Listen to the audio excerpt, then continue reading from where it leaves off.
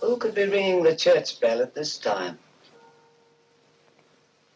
Maybe it ain't an ooh, Father. Maybe it's an it. And maybe it's tolling the bell. Oh, there's no such things as ghosts and monsters. Haven't I made that clear to you? Something tore the throats out of Charlie Rousseau's sheep, and that something didn't leave any tracks. Andy Trent here saw a weird glow moving across the marshes last night, and this morning he found 2 of his sheep dead. Their throats torn open. Maybe the same thing that killed Andy's sheep is tolling the bell. I was on my way just now to deliver a special letter at Penrose Manor when a strange light appeared on the road before me, then moved quickly across the marshes and faded into the mist. I turned the cart around and hurried back here. It's not real. First the light, and now the bell. There's a very sound and logical reason for the bell tolling at this time, and I'm going to find out what it is. You can drive me to the church pots. The letter can wait. No hurry. Nothing will harm you if you're with the priest. Is that true, Father? Ah, what you need is more faith and less imagination. Come along.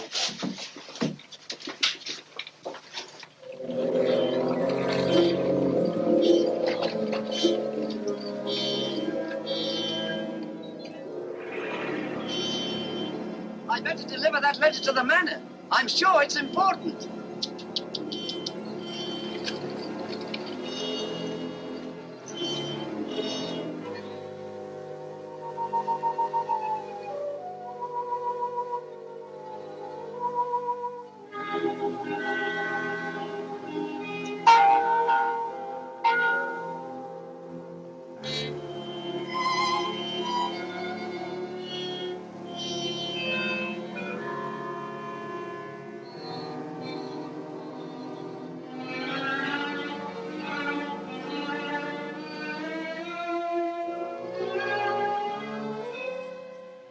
Goodness, that bell has stopped.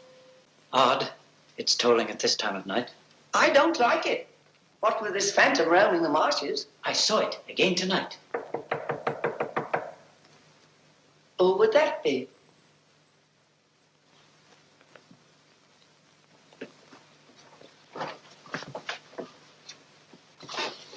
Where's Lord Penrose? He's gone to Quebec. Get him on the phone immediately. What's happened, Father? Lady Penrose, dead, clutching the bell rope, calling for help. It was dreadful. Her ladyship. Call Sergeant Thompson at the police station.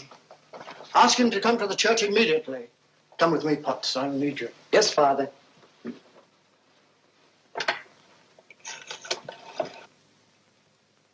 Operator, put me through to Quebec. Lord William Penrose. Yes, he's addressing a meeting of the Royal Canadian Occult Society at a Quebec hotel. It's urgent, sir. Page? Yes, sir? Lord Penrose. Lamont Rouge is on the telephone. It's urgent. It's in the gold room. Yes, sir.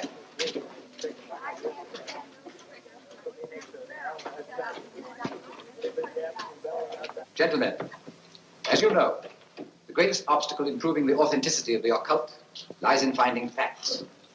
However, if the facts are there, even the most hardened skeptic, provided he has an open mind, must finally acknowledge the actual existence of the supernatural. Do you admit that, Mr. Holmes? Facts are always convincing, Lord Penrose. It's the conclusions drawn from facts that are frequently in error. Yes, in the case of the Hound of the Baskervilles, as well as in the adventure of the Sussex Vampire, we found Watson, please. Oh, sorry. Well, gentlemen, this time I have facts. Cold facts. Many years ago, 100 to be exact, an apparition appeared at night in the village now called La Mort Rouge. The following morning, 3 people were found dead, their throats torn out, hence the town's rather grim name. Interesting, yes. But facts? No. I hardly think the tales of superstitious peasants can be considered... I haven't finished, Mr. Holmes. La Mort Rouge has again been the scene of these strange and unexplainable occurrences. Unexplainable, that is, from your point of view. Several of our most responsible citizens have actually seen the strange apparition on the marshes at night. And next morning, sheep were discovered... with their throats torn out and no traces of the killer anywhere to be found. Oh, you read about it in the papers. No, as a matter of fact, I haven't. It was merely a deduction. A rather obvious one, I'm afraid. Deductions are a weakness of mine, as Dr. Watson can tell you. Would you believe it? Holmes can... Well, those are facts, Mr. Holmes. Ignore them if you can. But it's very urgent, sir. Okay, well, go ahead. Thank you. I never ignore facts, Lord Penrose. And I have no doubt that the incident of the sheep with their throats torn out is unquestionably a fact. However, the interpretation of this fact as being final proof of the existence of the supernatural is merely supposition, and therefore cannot be accepted without further data. Your opinions, Mr. Holmes, are undoubtedly the result of your inability to cope with something beyond the realm of your comprehension. So, man. I'm sorry, John, but this ridiculous skepticism...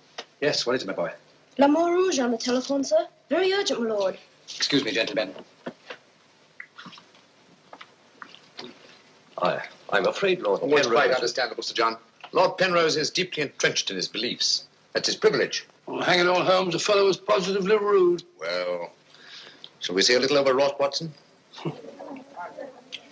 I'm leaving immediately.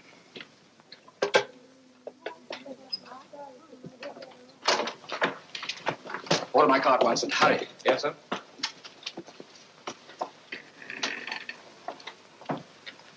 Gentlemen, my wife has just been found dead. Her throat torn out. In exactly the same manner as the sheep. This is terrible. I say, you don't think that it's... Undoubtedly, Mr. Holmes, you would call it murder by person or persons unknown. I'm sorry. If I can be of any assistance... Thank you, no. I'm afraid the happenings in La Mort Rouge wouldn't interest you, Mr. Holmes. Under the circumstances, I think we should adjourn. Yes, indeed, Sir John. Holmes, what a terrible thing. Sir John, would you be good enough to convey our condolences to Lord Penrose? Yes, I'd be glad. Say, well, can't we get something to eat before we leave? You don't often get food like you do here. Don't you ever think of anything else besides your stomach? No, not often. I got to get a paper. Morning. Good morning, sir. I imagine you'll be glad to get back to London, Mr. Holmes. Yes, indeed. Oh, by the way, there's a letter for you, sir. Thank you. Oh, here's something about Lady Penrose. She was found in the church with her throat horribly cut. Evidently dragged herself from the marshes nearby and tried to summon help with a bell rope. What's in it? What is it, Holmes? Listen to this, Watson. Huh? My dear Mr. Holmes, I've every reason to believe my life is in danger. Yet, if you were to ask me how I know, I couldn't give you a logical answer. There is nothing tangible, yet like a terrible premonition, it is all so frightfully real. I heard of your being in Quebec, and I'm turning to you, a stranger, and asking your help, in the frantic hope that you'll not fail me. Oh, who's it from? It's signed Lillian Penrose. Lady Penrose? A letter from the dead woman? Or what's it mean, Holmes? I should say that Lady Penrose lived in fear of her life. Some secret hidden in our past, in all probability. Oh, perhaps it isn't as simple as that. What if Penrose is right? I'm glad we're going back to London. Things like that can't happen in Baker Street. What's the pity, Watson? Huh? Do you know a village by the name of La Rouge? Yes, sir. It's about 12 miles from here, up towards the falls. Thank you. Great Scott Holmes, you mean you're going to take on the case? Right. Telephone the airport and cancel our reservations, will you? Certainly, sir. Consider, Watson, the irony, the tragic irony. We've accepted the commission from the victim to find her murderer. For the first time, we've been retained by a corpse.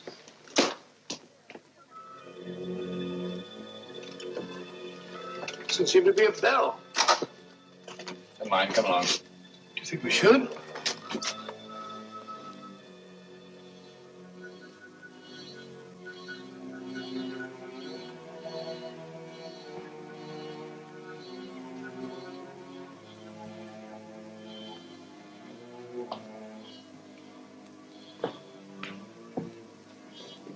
What a cold, cheerless-looking room. Yeah.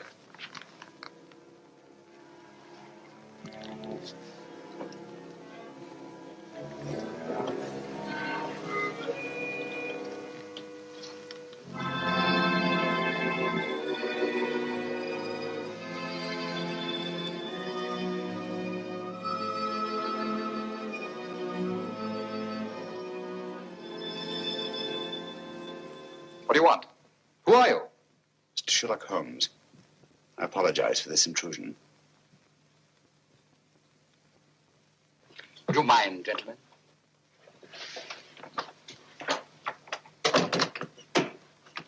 Mr. Holmes, is it your custom to burst into people's houses without ringing the bell? We couldn't find the bell, sir. If you've come here to use the death of my wife to prove your theories, I must ask you to leave. Penrose. I received this letter from Lady Penrose this morning.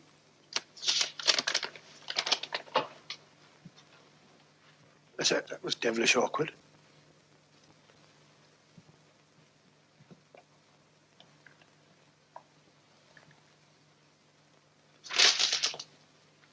I'm afraid you're a little late, Mr. Holmes. My wife's dead. And I've come here to find her murderer. You might have saved yourself the trouble.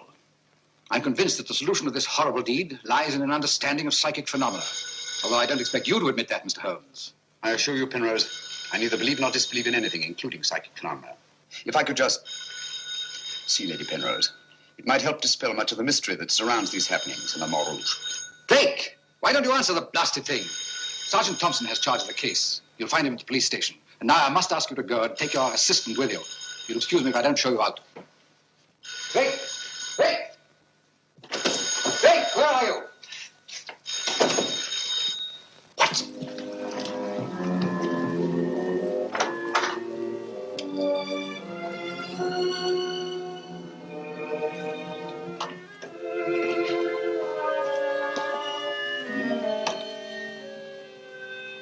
I've seen it before. Right, Watson, you have.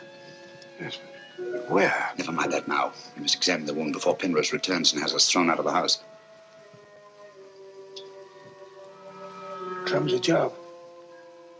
Just missed the jugular vein. Must have bled to death. And it bled for several hours, eh? Possibly more. Long enough for Penrose to leave La Rouge and reach Quebec in time for the meeting? Holmes, you don't suspect I Penrose? suspect nobody, Watson. I was just asking a question. I beg your pardon, gentlemen. There is another who desired the death of her ladyship. I saw it last night in the fields, moving in and out of the shadows. You're the butler, aren't you? I was the butler. I've given notice.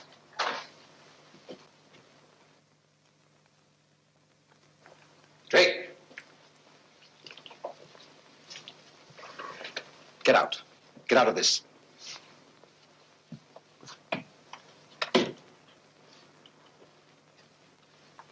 I trust you found what you were looking for.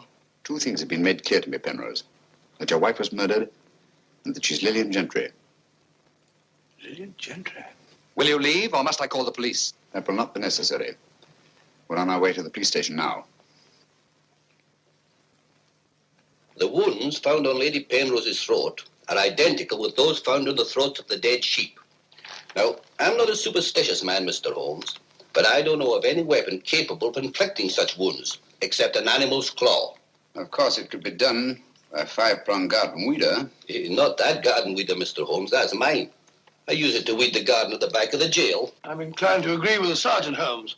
A weapon such as that would have severed the jugular vein, and death would have followed immediately. Lady Penrose lived long enough to drag herself to the church and toll the bell in a frantic effort to call for help. Yes, I know all about that.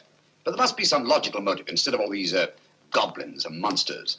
Sergeant, have you ever heard of Lillian Gentry?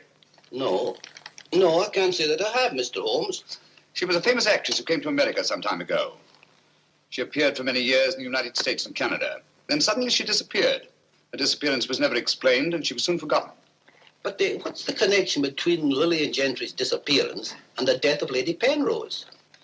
Lillian Gentry and Lady Penrose are one and the same person. The same person? Precisely. One more question, Sergeant. Do your files show anyone with a prison record living in La Mort Rouge? No, Mr. Holmes. The only person having any connection with a prison is Emile Journet. He came here 2 years ago with his daughter and bought the hotel. He was a guard at Talon Prison. Thank you, Sergeant. I hear there are a lot of prairie chicken in these parts. I'd like to have a bag of them someday. I think that can be arranged, though. Yes, we can stop over to farmyard and you can shoot all the chickens you want. That's all very funny, Holmes. Here you are, old fellow. We're going to engage rooms at Monsieur Journet's hotel. Landlord! I say landlord! Place seems deserted. Won't be for long if you billow like that. Landlord! Oh, sorry, Holmes. Got to try and make summer. Yes, monsieur? My dear, have you got a room for us? Yes, monsieur. Good. Sign here, please. I'll sign for us both. Well, thank you. You seem very young to be in charge here. Yes, monsieur. You are Mademoiselle Journet? Marie's your name, monsieur. My dear, you've been crying. Why? Papa's going away. Oh, come now. Is that such a tragedy? Did you cry if your papa were going away, Watson? I don't believe so. This way, monsieur. Bring your bags. Yes, of course. Wouldn't I be unhappy if my father would see my father for years? He died about 20 years ago in Shelton.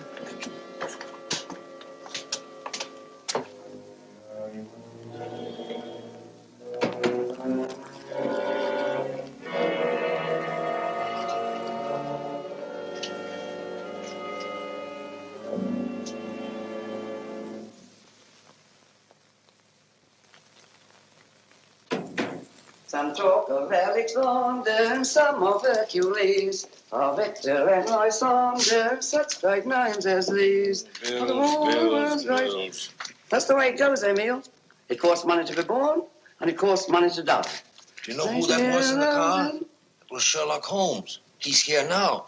What do you think he'll find? Ghosts and monsters? What else is there for him to find? There's nothing I don't know. You're afraid, Emile? Of course I am, and so are you. Who isn't? Why should Sherlock Holmes come here? To investigate the death of Lady Penrose. What else? I'm afraid Mr. Holmes will return to London a sadder but a wiser man. Why do you say that? Well, you can't arrest ghosts and monsters, can you now? Well, I'm on my way. The mail must be delivered. Some talk of Hercules, some of Hercules. That's better. This room gives me the creeps. It is very seldom used, monsieur. It isn't often that strangers come to Le Mort Rouge, and when they do, they never stay. I can't say that I blame them. Will your father be away for long? I don't know, monsieur. When is he leaving? I don't know. Marie! If you need anything, just ring, monsieur. That girl's frightened, Holmes. Obviously. She made the mistake of telling us that her father was leaving. Huh? You don't think that Journet... Suppose we have a little talk to Monsieur Journet. It might prove illuminating. Didn't I tell you not to answer any questions? Yes. Didn't I tell you to keep a silent tongue in your mouth? Yes, Papa. So you told them I was going away? Yes, Papa. I'll teach you to keep your mouth shut. Monsieur Journet, just why are you leaving La Mort Rouge at this particular time? I'm not leaving. What gave you the idea that I was? Your daughter? My daughter's mistaken. I merely said that I would like to go away. I've just been teaching her the difference. Yes, so I observed. I can't say that I approve of your method, sir. I'll ask you to mind your own business. Run along, dear. Oh, there, my dear. Disgraceful, hitting a child. Monsieur Journet is quite right. It's none of our business. Monsieur Journet, what do you know of the death of Lady Penrose? Only what everyone in the village knows, that she was killed by the monster. You've seen this monster? No, but who else could have done this terrible thing? Sheep have been killed, their throats torn out. You were a jailer at town prison, weren't you? Oh, yes, monsieur. Why did you decide to come to La Mort Rouge? Well, I always wanted to own a hotel, and I heard this one was for sale, so I bought it. That was 2 years ago. Yes. I believe it was about the time the monster made his reappearance, wasn't it? Do you suspect me of being the monster, Mr. Holmes? No. I was just remarking a coincidence. I thought you didn't believe in those things, Holmes. Quite right, Watson, I don't. At least, not in the supernatural variety. Not the werewolf who bites into his victim's throat with his teeth. But, a monster who uses for his weapon of death a 5-pronged garden weeder. Yes, that's a little more in my line. I don't know what you mean. I mean that this monster's been recreated and used as a screen behind which to commit a horrible crime. Whoever did it felt certain that no suspicion could possibly fall on him. But my unexpected arrival upset his plans. Very possibly he became frightened, decided to run away. You're right, monsieur. I was running away. But not for the reason you think, but in fear of my life. And who would want to kill you? I don't know. It's like some terrible premonition. But it's so real. The very word that's in Lady Penrose's letter. Yes. That still doesn't explain this garden weeder. I swear to you, I know nothing about its being here. Haven't we better send for that fellow, Sergeant Thompson? No, Watson, that won't be necessary. Monsieur Journet knows as well as we do that you can't run away from yourself. Oh, would you be so good as to return this to Sergeant Thompson, monsieur? I took it away quite by accident.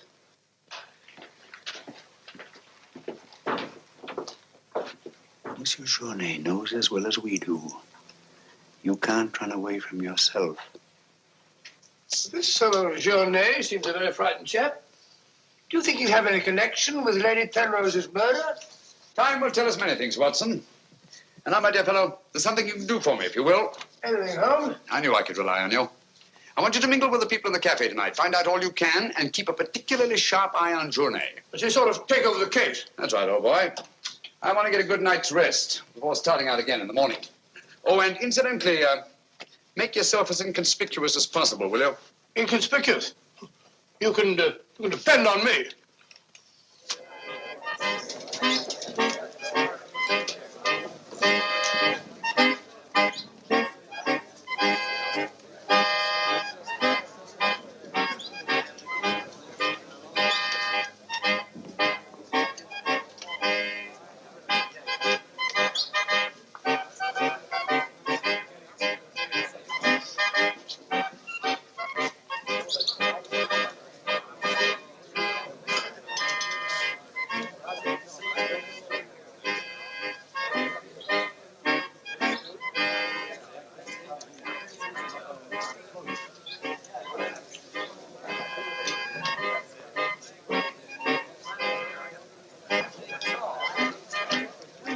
Thank you, my dear. I'm glad to see that the tears are all gone. Are you feeling better? Thanks to you and Mr. Holmes, Papa's not going away. Not going away? Oh, good.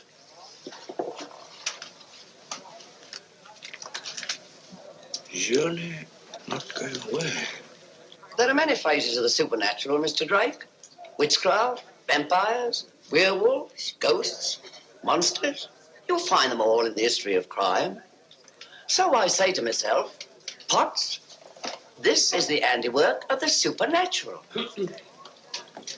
I gather that your name is Potts, that you're interested in the detection of crime. Allow me to introduce myself. My name's Watson, Dr. Watson of 221B Baker Street, London, England. How do you do, sir? Here's to crime. Bigger and better crime. I deduce, my good man, that you're somewhat drunk. Yeah. Sharp he is, sharp as a tack, and just as flat-headed. You might also deduce that I'm leaving this place. Getting out. As soon as the bus I'm waiting for hoots its hooter. I believe they say honks its hooter in these parts. Hoots to me, honk to you. Hoot, hoot. My dear fellow, I don't care two hoots whether it's hoot or honk. Oh, that's my bus, gentlemen. I just heard it hoot, it's hooter, distinctly. If you solve this case, let me know. Personally, I'm betting on the monster. You take my advice, Patsy. Get out of this place before they find you with your throat cut.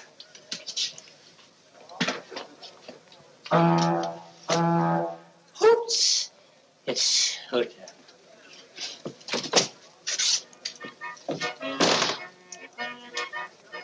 Nervous? Well, the thought of having your throat torn out by some monster isn't likely to make you very gay, Dr. Watson. Indeed. Some of Monsieur Journet's excellent wine will soon remedy that. Marie, would you bring a bottle of this excellent wine for my friend here? Yes, monsieur. But as a student of the occult, supposing you give me your theory of this murder. You like this wine? Oh, but Dr. Watson, I never drink anything stronger than milk. Teetotaler? No, hiccups. Every time I drink alcohol, I have hiccups. Sorry.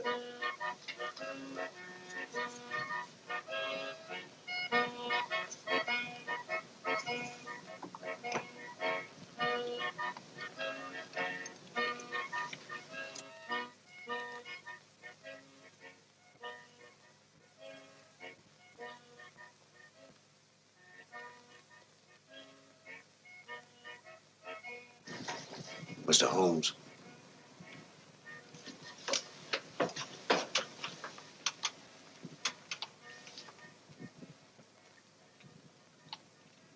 Mr. Holmes.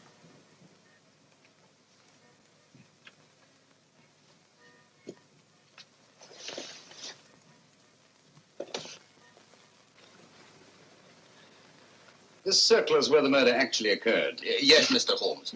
There's a footpath just beyond the church which leads across the marshes. Follow it for half a mile and you'll be there. Thank you, Sergeant. I'm sure I'll find it. Mr. Holmes, I wish you'd let me go with you. It's dangerous on the marshes at night.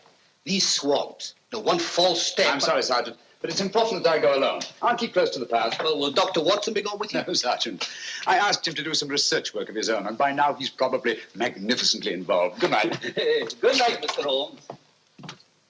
But according to your theory, Dr. Watson, everyone in the village is under suspicion. Pardon me. It's quite all right. Oh, thank you.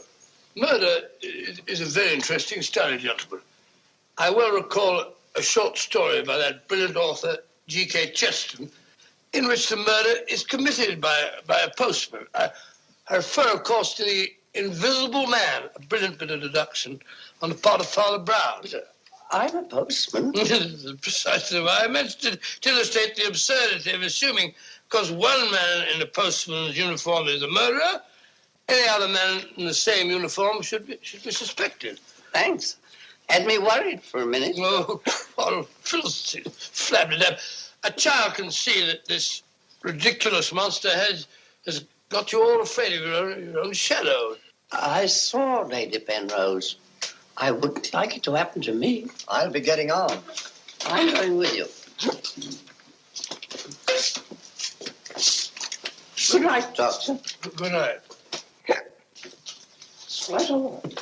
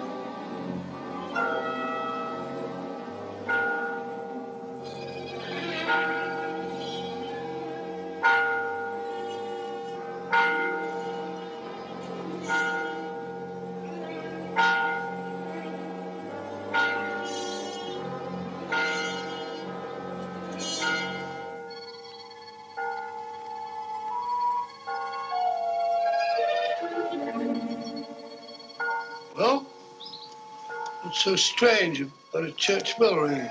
It rang the same time last night.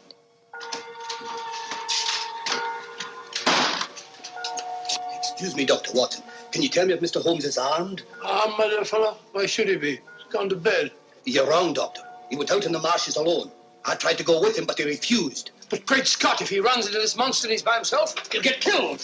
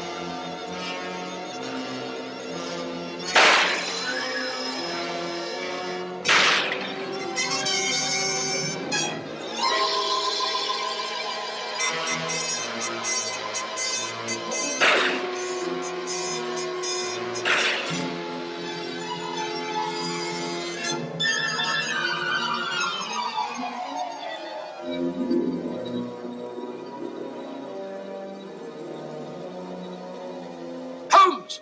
Holmes! Are you all right? Where are you, Watson? Here I am. Over here, Holmes. Watson, where are you? I'm in the bog.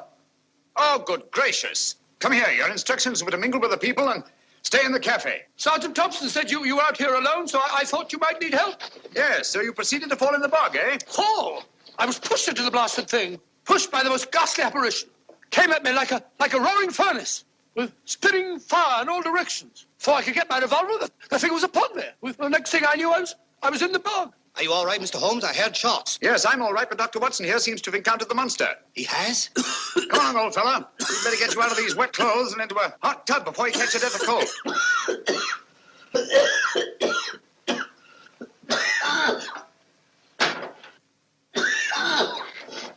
Yeah, you've had enough of that. Drink this. You'll be as fit as a fiddle in the morning. Sorry you had such a bad time. I got a right to share your dangers. Thanks, old fellow. You know, I wasn't sure the villagers weren't right. And if it did turn out to be some sort of supernatural monster, well, why should I involve you?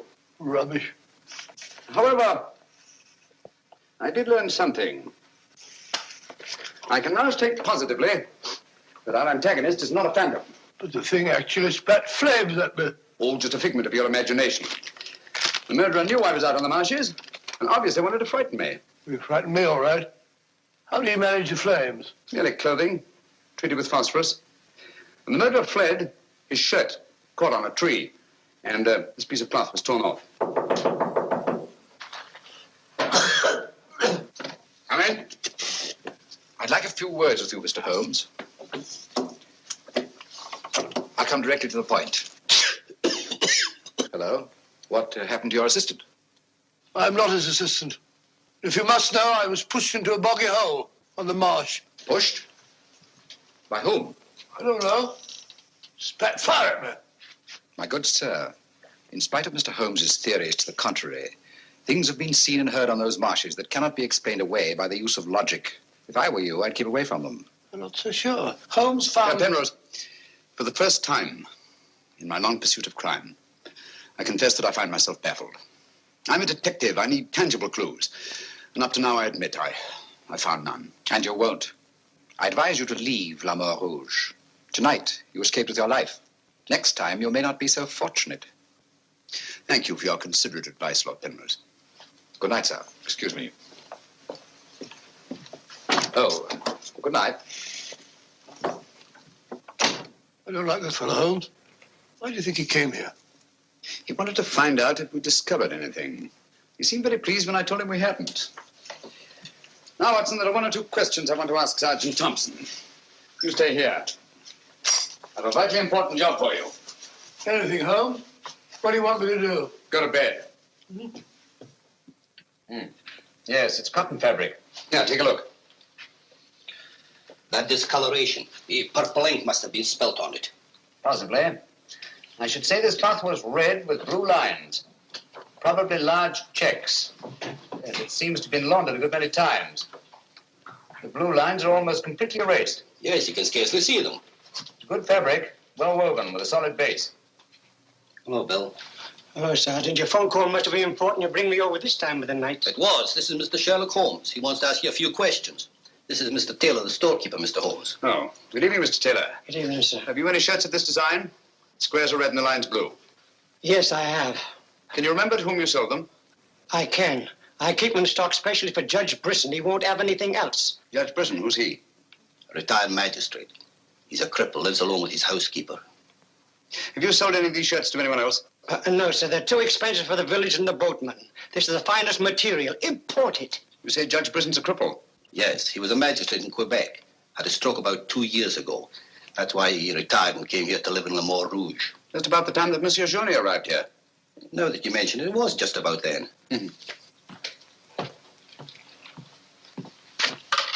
Hello, operator? Give me Judge Brisson's home, will you? Thank you.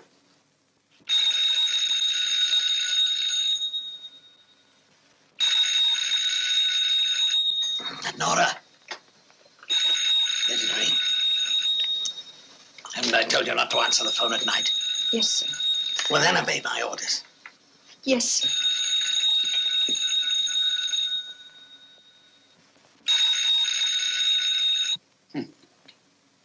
No answer. Where do you live? On the Marsh Road. But I don't advise you to go there after dark, Mr. Holmes. The place is a fortress and guarded by a savage dog. I think Dr. Watson and I will have to pay Judge Brisson a visit in the morning. Good night, gentlemen. Good night, Mr. Holmes.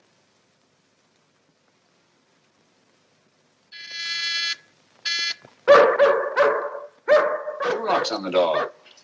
One of them new. Yes, I should say that Lady Penrose's death had increased Judge Brisson's terror. Don't like the sound of that dog. No, sounds hungry. Possibly ravenous. Couldn't we come back after he's had his breakfast? I'm sorry, Watson. Our business won't wait. Oh, stop now. Yes, Watson. Good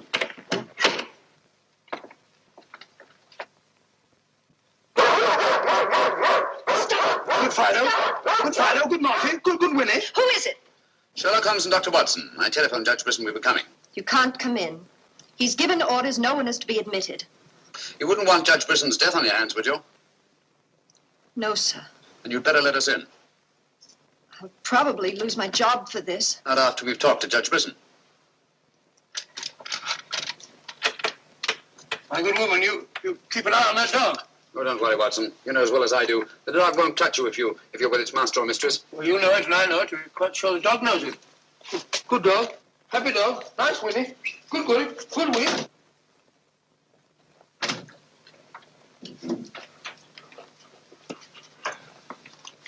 Let me warn you, I'm armed.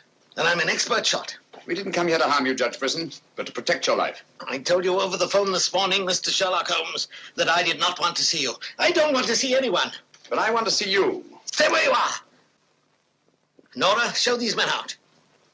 Judge Brisson, if you'll answer a few questions, I may be able to save your life. I have the fullest confidence in my own defenses, and I will not trade them for any theories of Mr. Sherlock Holmes, however plausible you make them sound.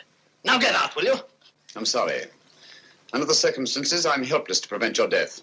Almost certainly by violence. Come along, Watson.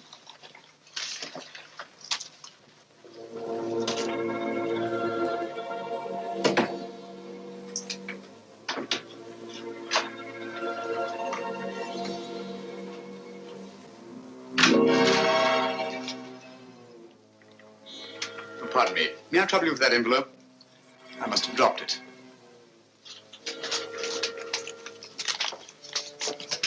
Thank you. You're a very clever man, Mr. Holmes. A crude device, Judge Brisson, but it's confirmed my suspicions that you're not the cripple you pretend to be.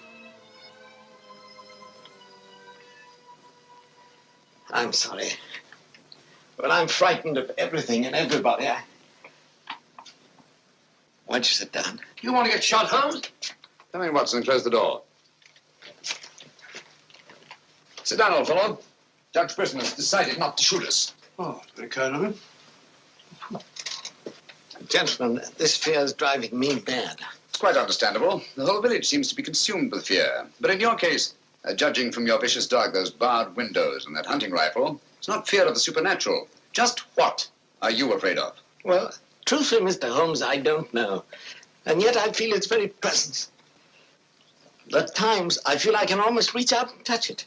When I first came to La Mort Rouge, I had a slight attack. It affected my legs, but, well, I've recovered.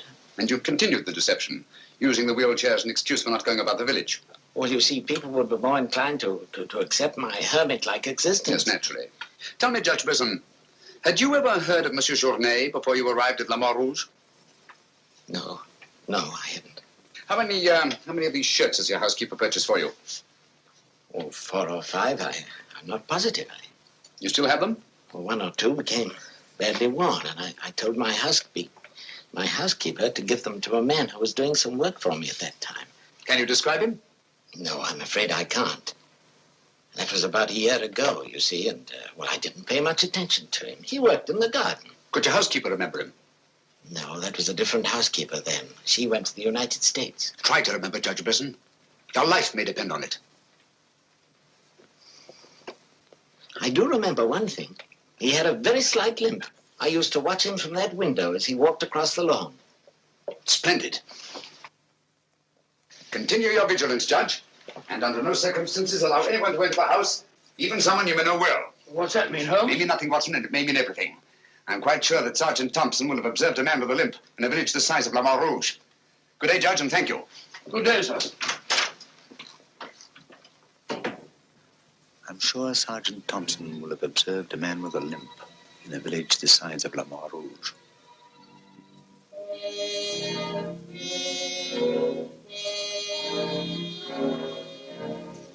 This is what's left of the Delaport Hotel, Mr. Holmes.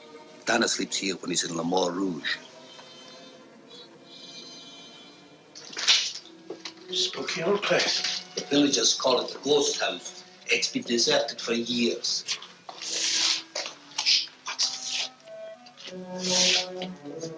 He walks with a limp. A left foot, I think. To the trained ear, Sergeant, footsteps have a characteristic rhythm that's identifiable as fingerprints.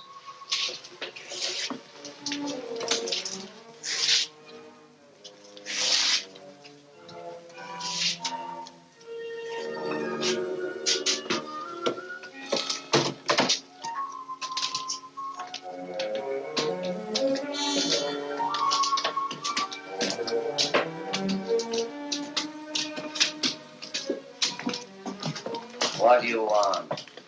Come to have a talk with you, Tanner. I've done nothing. Then you won't mind answering a few questions. What do you want to know? Tell me, Tanner, where were you 2 nights ago? Down the river. Last night? I just got back tonight. You're lying. You can't frighten me. But now I got a job to do. It's quite evident that you haven't been on the river within the last 48 hours. Are you trying to make me out the murderer of Lady Penrose? How do you know she was murdered? I'll tell you how you know she was murdered. Because you murdered her. Holmes, look! In there! The monster! That's right, Watson. One of Brisson's shirts, which Tanner here treated with phosphorus. Take him, Sergeant. I'll give you all the evidence later. Look out!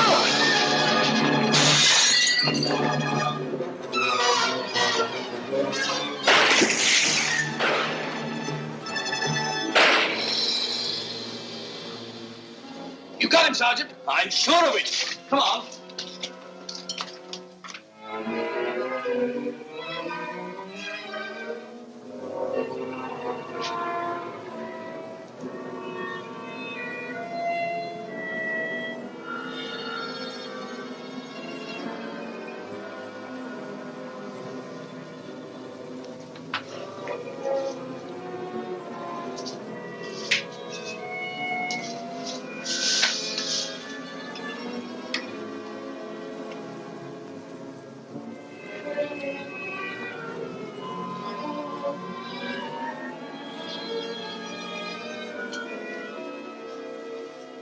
I see no reason why we shouldn't leave for home tomorrow. So much for tomorrow. But for tonight, what do you make of this, Watson? I found it in Tanner's room. Just a photograph? That's right, old boy, just a photograph. You notice anything else about it? Part of it's missing. Bravo, Watson. Now, if we can find the missing half, Notice the discoloration of the torn edge, faded signature. The upper half was torn off sometime within the last year, I should say. Why all this fuss about an old photograph? Watson, have you ever stopped to think that the science of detection is very much like stringing a handful of beads? I can't say I have. Well, it is. And in this particular case, you might say that I have 5 beads. Journée, Brisson, Tanner, Lord and Lady Penrose. So far, I haven't had any thread to string them together. This, gentlemen, is our thread. And I think I shall start with Lady Penrose. But Lady Penrose is dead. The dead can tell us many things, Sergeant. You and Dr. Watson remain here at the hotel. I'll meet you later. I'm sure you got Tanner, Sergeant. But Mr. Holmes is never satisfied with a dead criminal. He has to sit in on the post-mortem. Come along. Let's go downstairs and celebrate the death of the monster. That's a good idea, Doctor.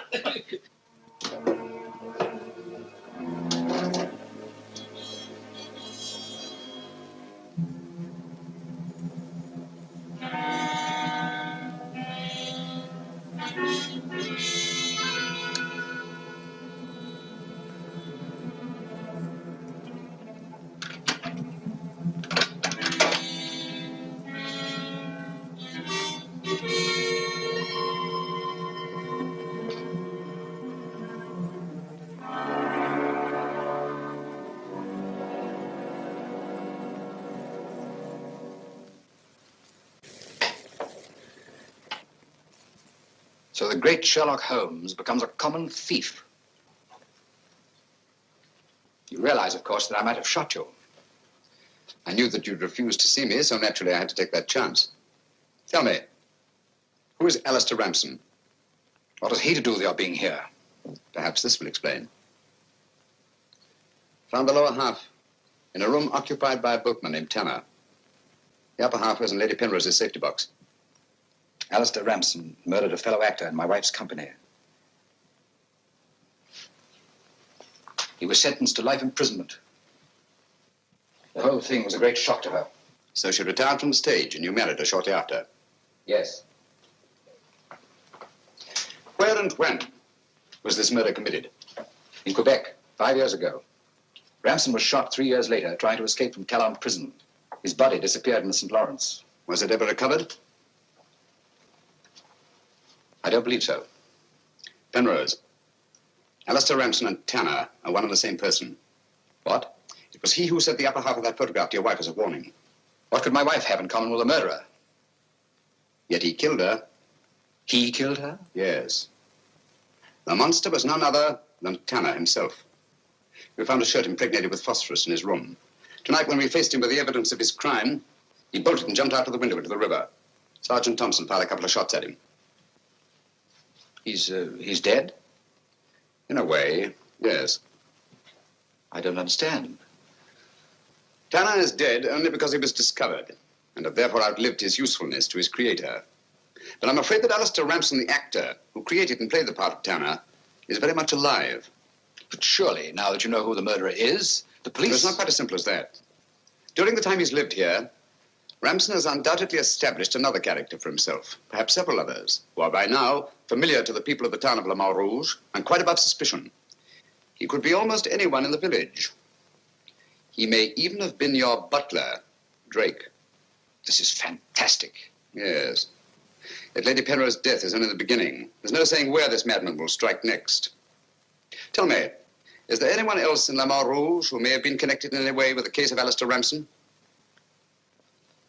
Judge Brisson was the magistrate who tried and sentenced him.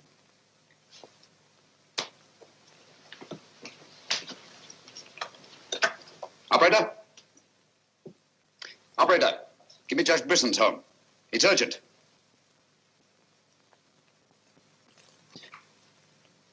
Judge Brisson, this is Sherlock Holmes. Oh, yes, Mr. Holmes. Oh, I'm quite all right, thank you. I've chained up the dog, as you asked. As I asked? I haven't telephoned you before. Somebody's obviously imitated my voice in order to gain access to the house. Oh, certainly, Mr. Holmes. I'll lock all the doors and await your arrival. Yes.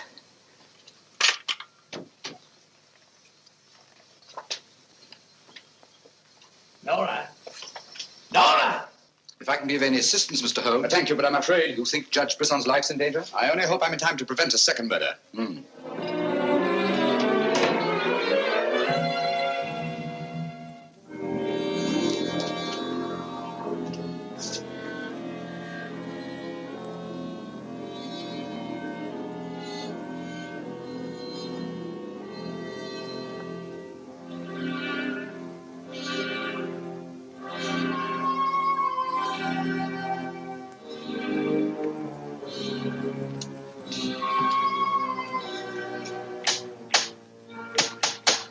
Mr. Holmes. Show him in.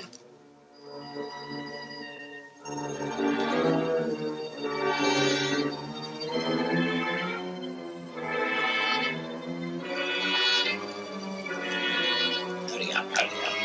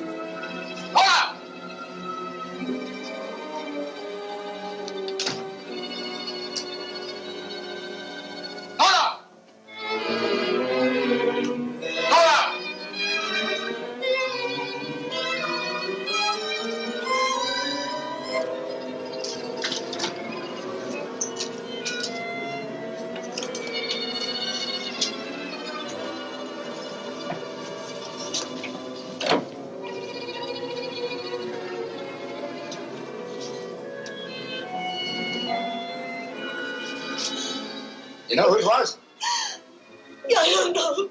I don't know.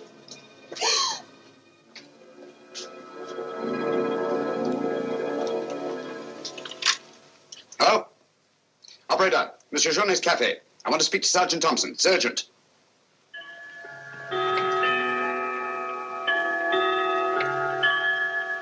Sergeant Thompson, this is Sherlock Holmes. I'm at Judge Brisson's. He's been murdered.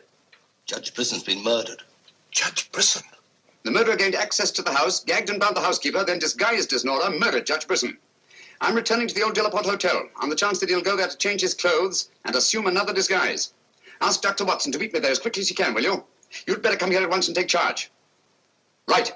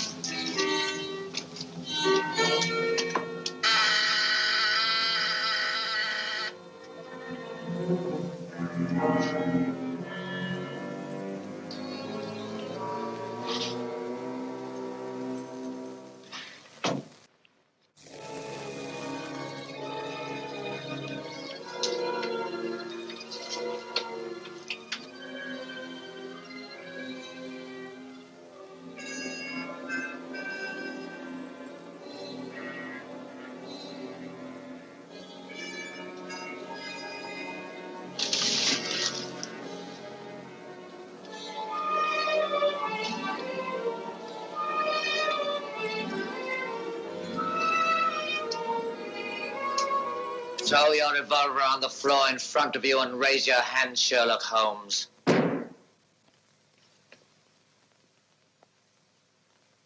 I should have thought you would have felt more at home in the spotlight.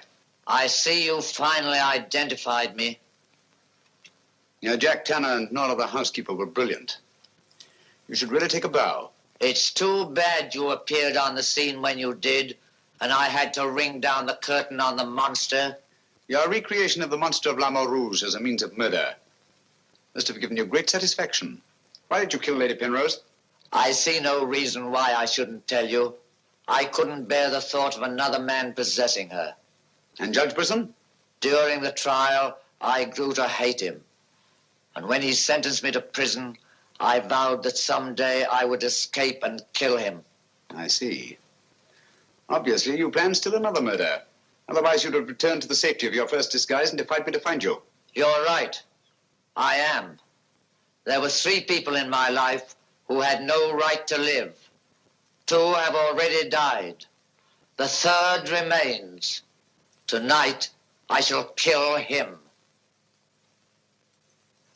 Mr. Holmes, I've always had the greatest admiration for your talents. Thank you. Your performance in this case has also been brilliant. So brilliant that I'm afraid I'm going to have to ring down the curtain on it a bit prematurely. Mr. Ramson, we are artists in our fashion, not creatures skulking in alleys.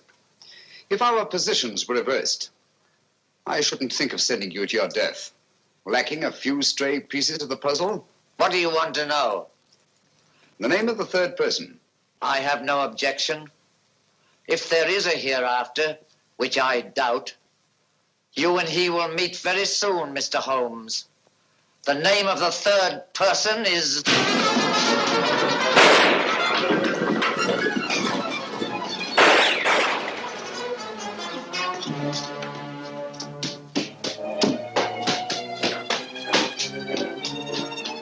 Coming, Holmes! Look out, Watson!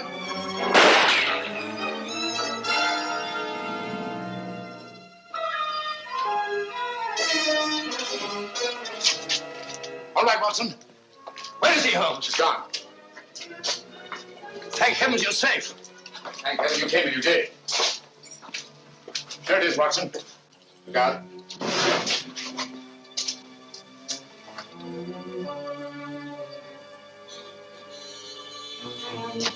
So you got away again? Yes, Watson. Over that warehouse roof, most probably. What a fun as a room. Yes. This is obviously the secret room where his disguises were created. Looks like an actor's dressing room. He is an actor, Watson. One of the finest acting talents of our time. Look at this. Nora, the housekeeper. His name's Alistair Ramson. Alistair Ransom? Never heard of him. No, that's not important. The important thing is that he murdered Lady Penrose and Judge Brisson. Great Scott, he did it. Yes, Watson. This Ramson is a paranoiac. His orgy of crime is not complete. There's still another. I was just about to learn his name when you so conveniently fell down the stairs. Oh, sorry, old chap. You can be, old boy. You saved my life. Look at this, Watson. Tanner. Tanner? Where do you think he'll strike next? Obviously, Journet is to be his 3rd victim. Journet? Yes, Watson. As in the cases of Lady Penrose and Judge Brisson, Journet also felt his presence. But in each case, it was vague and unexplainable. Well, what connection can he have with Judge Brisson or Lady Penrose? Journet was a guard at Talon Prison, where Alistair Ramson was confined. He's the 3rd person against whom the murderer holds a grievance. Now he's disappeared. Journet disappeared? So Marie told us in the cafe? Watson, Journet's disappearance can mean only one thing. He's in hiding. Our job is to find him before Ransom does. Journet is the only man who can lead us to the murderer. We'd better have a talk with little Marie. Raise your voice and sing along, sing till the echoes ring. Don't ever let a single soul worry about anything. Find what you make it so you can make it what you will. Never be weary, ever be cheery. Hello, Potts. Have you seen Marie? No. Have you seen her? Can't say I have. And are we really glad to be back from a foreign shore? You'll hear a laughter ring to the laughter of Marie? Watson. Now we'll go home, we'll know we can roam away from the ones that we love.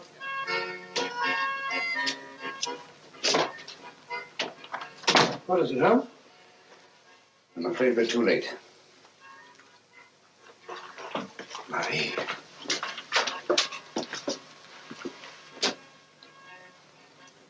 Don't touch anything, Watson. Murdered in exactly the same way as Judge Brisson and Lady Penrose. Poor innocent little child. I should have prevented this. Nonsense, my dear chap. You did everything possible. How on earth could you have prevented it? Child's death is a tragedy, of course. I see exactly what happened. She was standing here by the desk, and The murderer came in by that door. He came in through that door, but Marie was not in the room. She alone, of all people in the cafe, saw Ramson enter this office. It was someone she knew well. Someone who might have a message from her father. So she followed him here. And when she refused to tell him where her father had gone, he killed her. Ramson already knew that Johnny had disappeared, but he didn't know where. When he questioned her, she became suspicious, and it was then that he killed her. Telephone Sergeant Thompson, will you? And here's Judge Brissons. Ask him to come here at once. And see that no one leaves the cafe until he gets here. The murderer may be among them.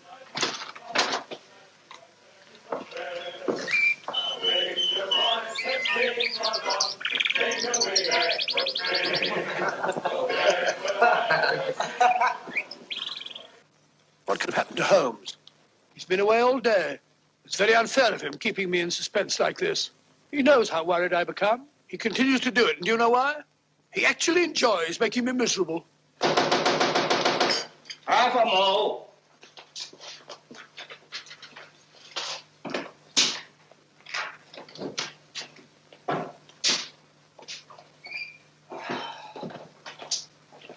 No good, Watson. It won't work. What won't work? I've been to every place where Johnny could possibly be in hiding. That's where you've been all day. Yes, Watson, and I must admit that I'm completely baffled. We've got to find Johnny before it's too late. But how? I've been everywhere within a radius of 5 miles of this village. I've even been to the church in the hope that he'd disguise himself and attend Mass. He may have gone to Quebec. Every road's covered. He hasn't left this vicinity, of that I'm certain. All right, I'll answer it. Hello? Hello?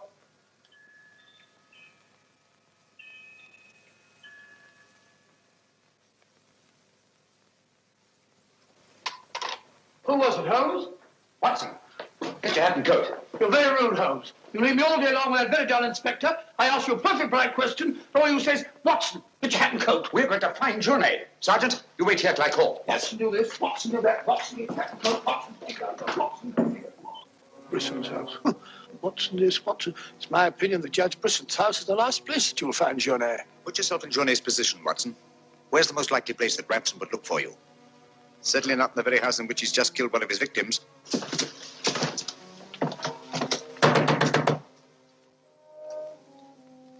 Johnny! Johnny! It's Sherlock Holmes and Dr. Watson. We're here to help you. I like the look of it, Holmes.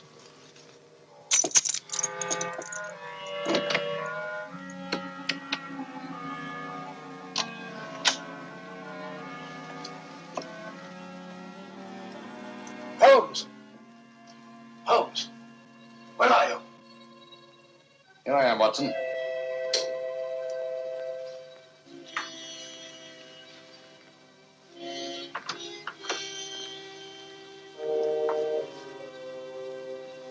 Johnny! What do you want? We've come to help you. How did you know I was here? When you called your hotel just now, I answered the telephone.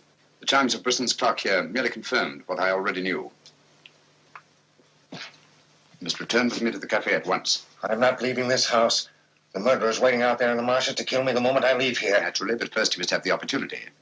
If you return to the cafe, you'll have that opportunity. It's the only way we have to apprehend the murderer. What if I refuse?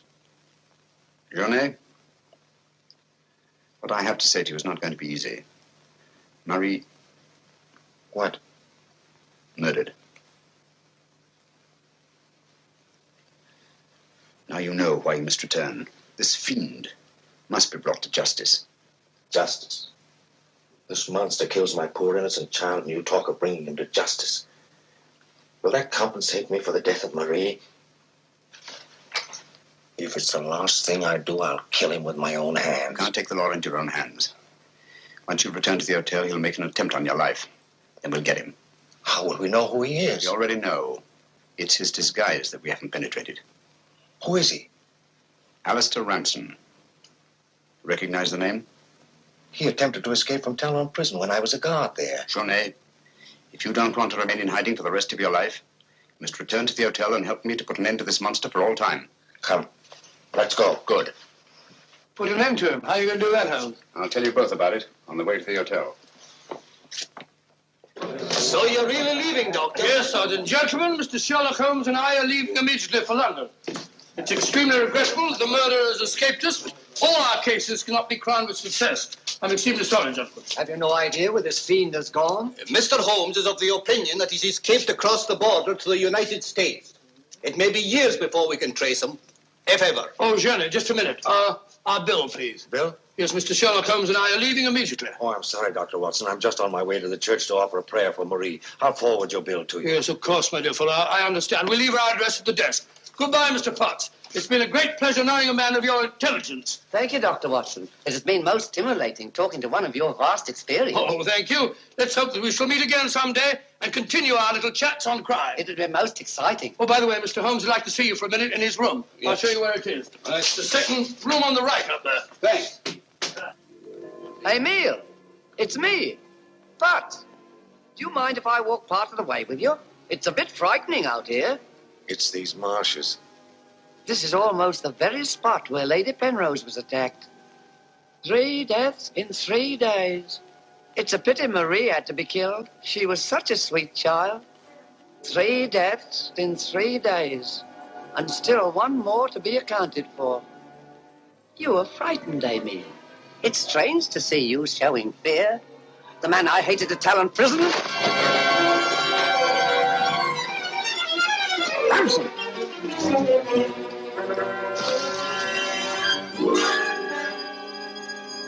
Sherlock Holmes. Yes, Mr. Ramson.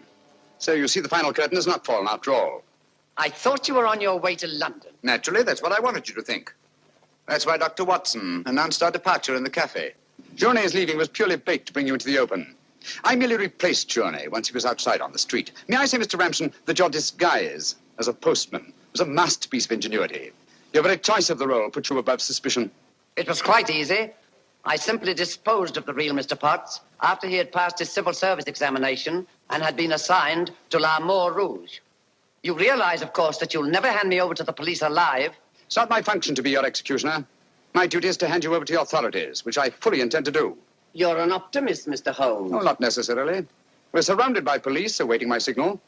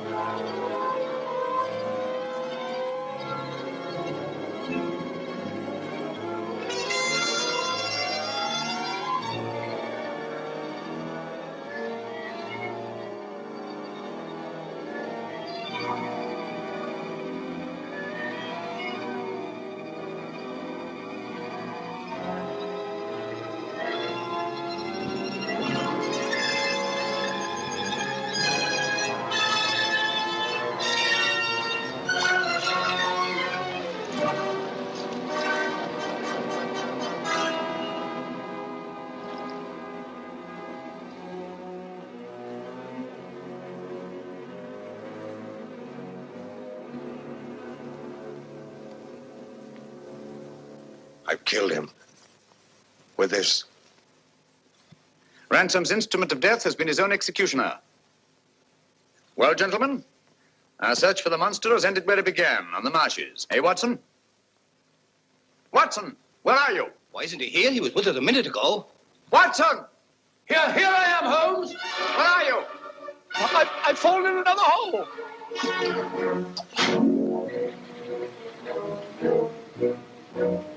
I should like to see a bit more of Canada before we sailed, Holmes. So should I, Watson. Canada. The linchpin of the English-speaking world, whose relations of friendly intimacy with the United States on the one hand, and her unswerving fidelity to the British Commonwealth and the motherland on the other. Canada. The link that joins together these great branches of the human family. Churchill say that? Here's Watson Churchill.